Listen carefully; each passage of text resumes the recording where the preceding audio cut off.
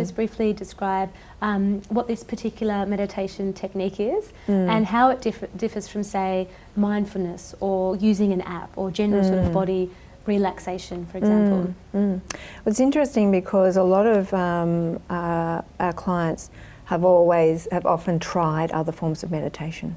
So there's so many. Meditation is really become acknowledged as a very important addition to people's daily routine.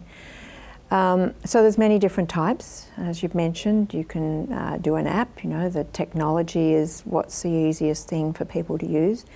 An app is also useful, but the difference is actually learning a particular sound, a mantra that's selected on the basis that you are the individual that's learning. So it's an individual sound that's suitable for the person learning. So you want to have that selected by the teacher based on their training, and also that the technique is effective when it's taught step by step under the guidance of the teacher. So the thing about an app or just guided relaxation or something like that is that what you don't get to understand is why it is that as the mind starts settling down, you also have a thought.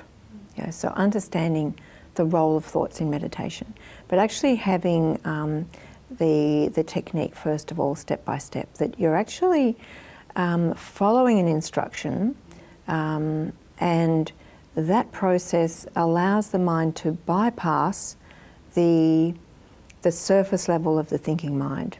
You really need a way of transcending. So it's sort of encapsulated in the word itself. To transcend means to go beyond the surface level of what we experience in our day-to-day thinking mind. So I give the example that that's a bit like an Olympic swimmer. You know, our thinking mind is like the Olympic swimmer that's in the open ocean and swimming fast. You know, there's open space, but it's still along the surface. There's a lot of activity, but it's on the surface. What we want is to allow the mind to move to its deeper, quieter levels. So we need a way in which we can break the surface and actually take the attention to the deeper levels, which are actually quieter in the mind. So this technique, which is a technique where you learn systematically, or you actually systematically experience quieter and quieter and quieter states of the thought process. And the vehicle for that is a mantra, a Sanskrit sound that's suitable. And the nature of that sound is to become more refined and more subtle.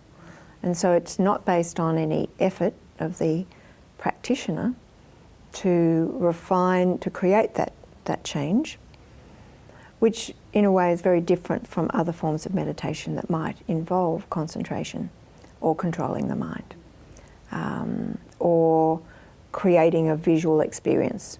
So again, any visualization is operating on the thinking meaning level of the mind. So we want to create an opportunity for the mind to actually take a really deep dive. Beautiful. Well, thank you, Sue, for sharing. If you'd like to find out more, you can go to vedawellness.com.au or griffithconsulting.com.